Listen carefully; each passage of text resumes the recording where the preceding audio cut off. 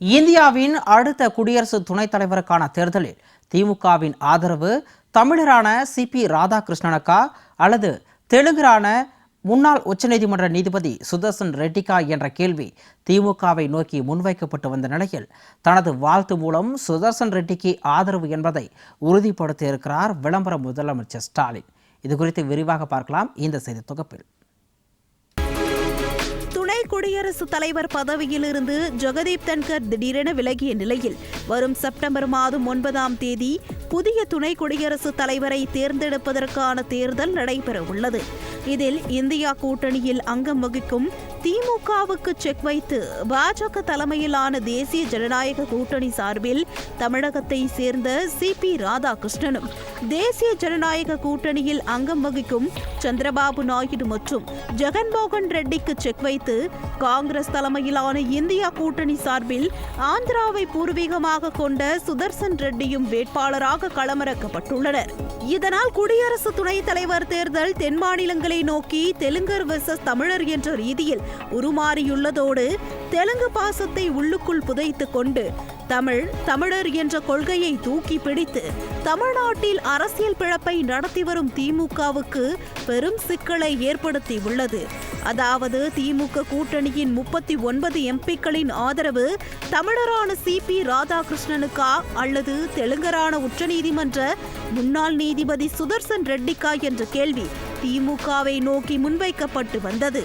இந்த நிலையில்தான் தமிழகம் வந்த இந்தியா கூட்டணி குடியரசு துணைத் தலைவர் வேட்பாளரான சுதர்சன் ரெட்டிக்கு தனது வாழ்த்துக்களை கூறி ஆதரவை உறுதி செய்திருக்கிறார் விளம்பர முதலமைச்சர் ஸ்டாலின்.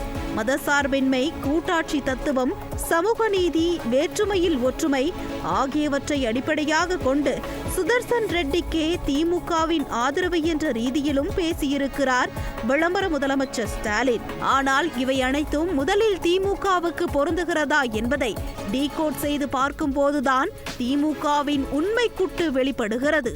திமுகவின் உண்மையான சமூக நீதி பட்டவர்த்தனமாக அம்பலப்பட்டதன் காட்சிகள் பொதுவெளியில் ஏராளமாக கொட்டி கிடக்கின்றன.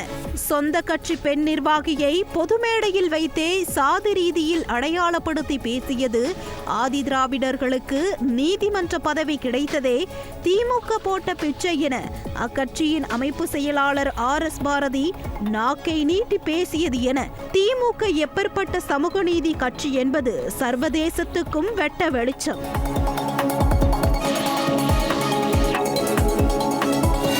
நாட்டின் 13வது குடியரசுத் தலைவராக மீண்டும் அப்துல் கலாம் களமிறக்கப்படக்கூடும் என பேச்சுகள் அடிபட்ட போது கலாம் என்றால் கலகம் என புதிய பொருள் கற்பித்து இஸ்லாமியர்களின் இதயங்களை ஈட்டியால் குத்தி கிழித்தவர்தான் முன்னாள் முதலமைச்சர் கருணாநிதி.